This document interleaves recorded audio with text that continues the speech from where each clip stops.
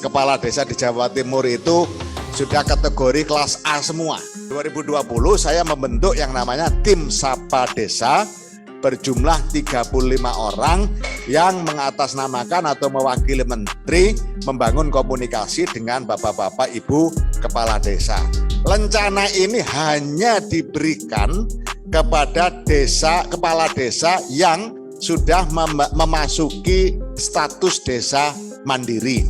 Artinya desa maju belum dapat, desa berkembang apalagi, desa peduli perempuan ramah anak misalnya. Itu nanti juga akan kita berikan rencana seperti ini. Sampai sakunya gak cukup kalau prestasinya memang terus diperoleh. Ke depan desa yang sudah bisa mencapai goal, salah satu goal di dalam SDGs desa, itu juga akan kita berikan PIN, bukan lencana tapi PIN. Saya akan uji coba kunjungan ke desa-desa, melihat bersama-sama dengan kepala desa dashboard atau tampilan hasil pengumpulan data para desa, perangkat desa, kepala desa, data desa berbasis SDGs desa.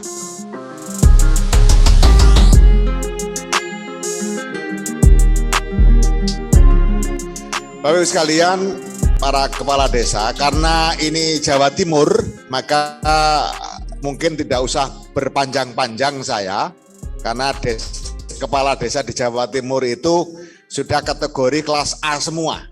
Jadi se-Jawa Timur itu kategori kepala desanya kelas A, nggak ada yang kelas B.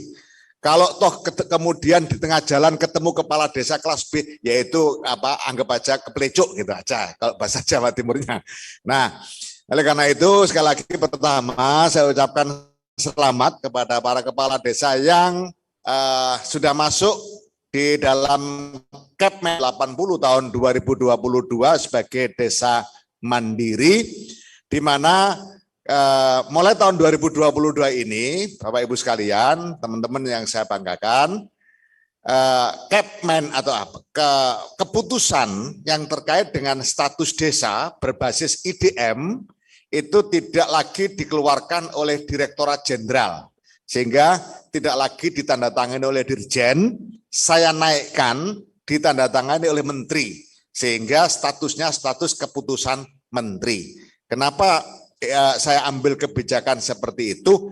Karena memang proporsinya seharusnya kinerja kepala desa itu mendapatkan apresiasi pada level menteri, bukan sekedar pada level dirjen.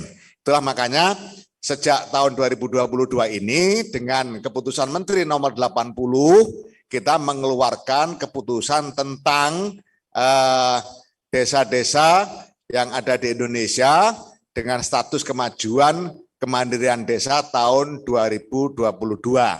Dengan penjelasan desa mandiri itu ada 6.238 desa, itu total se-Indonesia. Itu artinya Bapak Ibu dan sahabat-sahabat sekalian, para kepala desa yang sekarang kita undang, itu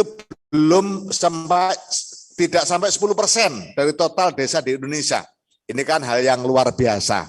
Oleh karena itu, saya memberikan apresiasi yang setinggi dan ucapan terima kasih yang sedalam-dalamnya kepada Bapak Ibu kepala desa di Jawa Timur yang saya sebutkan daerahnya tadi yang sudah masuk dalam kategori desa mandiri. Bapak Ibu dan teman-teman para kepala desa yang saya banggakan, sebelum saya lanjutkan, saya juga didampingi oleh para tenaga tim Sapa Desa. Tim Sapa Desa adalah tim yang saya bentuk mewakili menteri untuk berkomunikasi dengan kepala desa dan stakeholder desa. Kenapa itu saya lakukan? Karena saya sebenarnya kepingin bisa berkomunikasi terus-menerus dan langsung dengan seluruh kepala desa se-Indonesia. Tapi sangat tidak mungkin saya lakukan sendirian karena jumlah desanya 74.901. Itulah makanya sejak tahun 2020 ya. 2020 saya membentuk yang namanya tim Sapa Desa berjumlah 35 orang yang mengatasnamakan atau mewakili menteri membangun komunikasi dengan bapak-bapak ibu kepala desa. Insya Allah dalam waktu yang tidak lama ke depan, tim ini akan saya naikkan lagi jumlahnya menjadi 100, supaya apa? Supaya komunikasinya bisa menjadi semakin intensif. Silakan dimanfaatkan betul tim Sapa Desa ini. Bapak Ibu Kepala Desa bisa menyampaikan aspirasi, bisa menyampaikan protes, bahkan bisa juga marah-marah, boleh ya, boleh marah-marah. Nanti akan nyampe kok, akan nyampe ke saya. Nah nanti kalau memang masalah yang disampaikan betul-betul krusial, pasti akan saya telepon langsung untuk merespon apa yang menjadi kegalauan para kepala desa melalui tim Sapa Desa. Nah untuk Jawa Timur ada berapa? 3.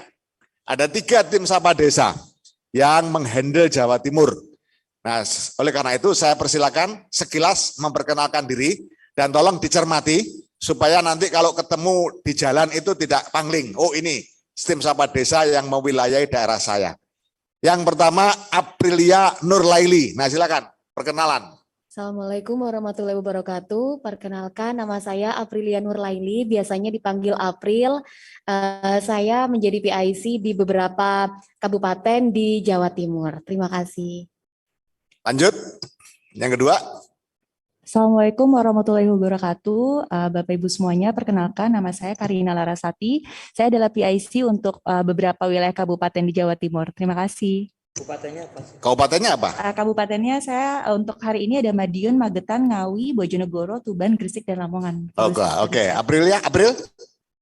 Saya hari ini ada Jember, Banyuwangi, Bondowoso, Situbondo, Probolinggo, Pasuruan, Sidoarjo, Mojokerto, Jombang. Oh, Jombang ikut April. Ini ada kalau ada orang Jombang tadi belum masuk sekarang ya. Jombang. Lanjut yang ketiga. Perkenalkan, nama saya Rudono, PIC daerah Jawa Timur, khususnya 5 kabupaten. Yang pertama Pacitan, Ponorogo, Trenggalek, Tulungagung, dan Blitar. Terima kasih. Oke. Terima kasih teman-teman dari tim Sapa Desa, utamanya yang bertugas atau bertanggung jawab untuk membangun jaringan komunikasi dengan kepala desa beserta stakeholdernya wilayah Jawa Timur.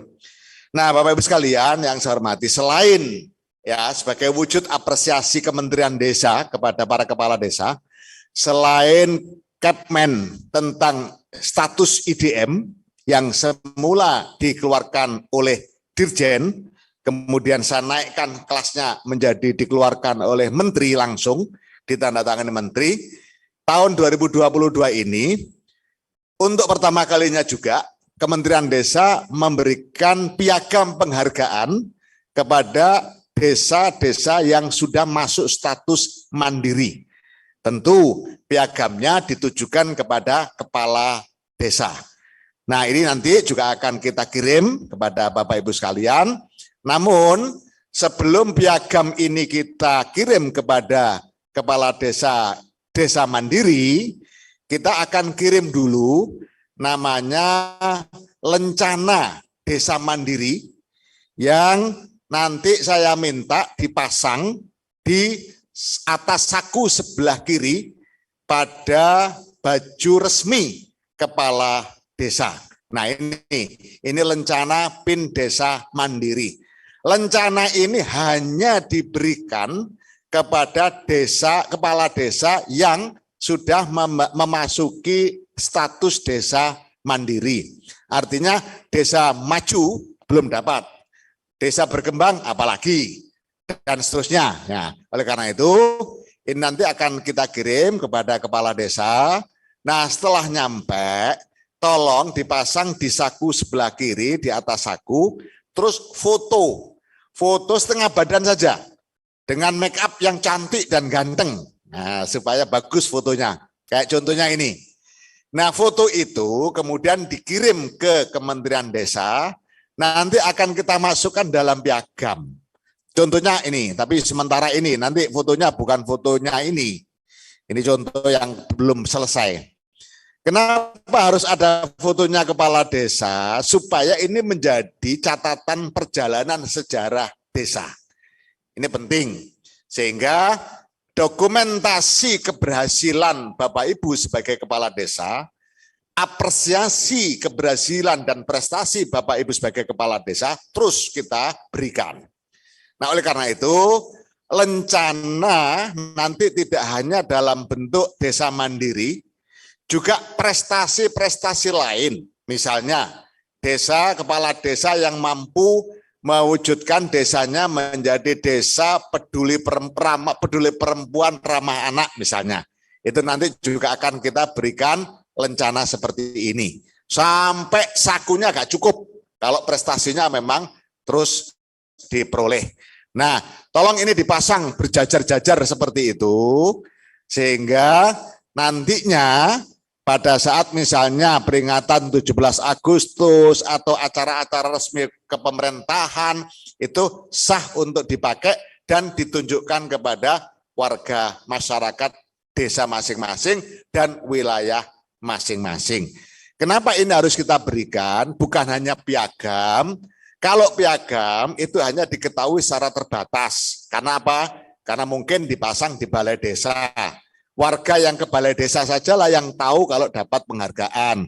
Tapi kalau dipasang di sakunya baju resmi kepala desa, setiap ada event-event bagus, kemudian pakai atribut resmi, maka seluruh warga masyarakat bisa mengetahui, wow, banyak banget prestasi yang sudah diraih oleh kepala desa saya.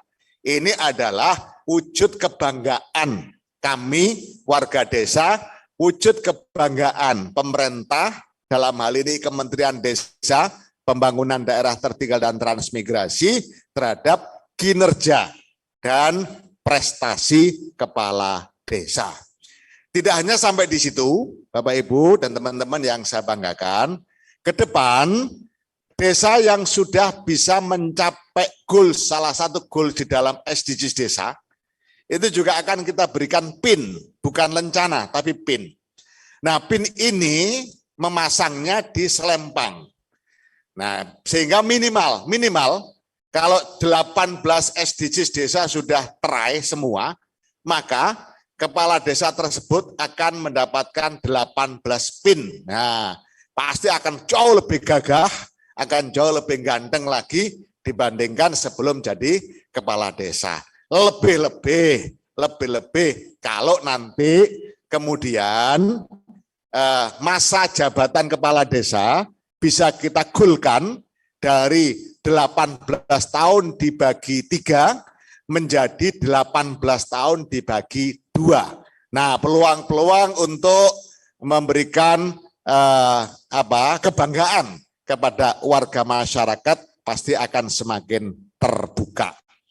Nah, Bapak Ibu sekalian dan teman-teman para kepala desa yang saya banggakan, itu terkait dengan salah satu bentuk apresiasi Kementerian Desa, Pembangunan Daerah Tertinggal dan Transmigrasi. Dan jangan lupa apresiasi ini kita tuangkan dalam keputusan menteri, sehingga ini akan berjalan sampai kapanpun.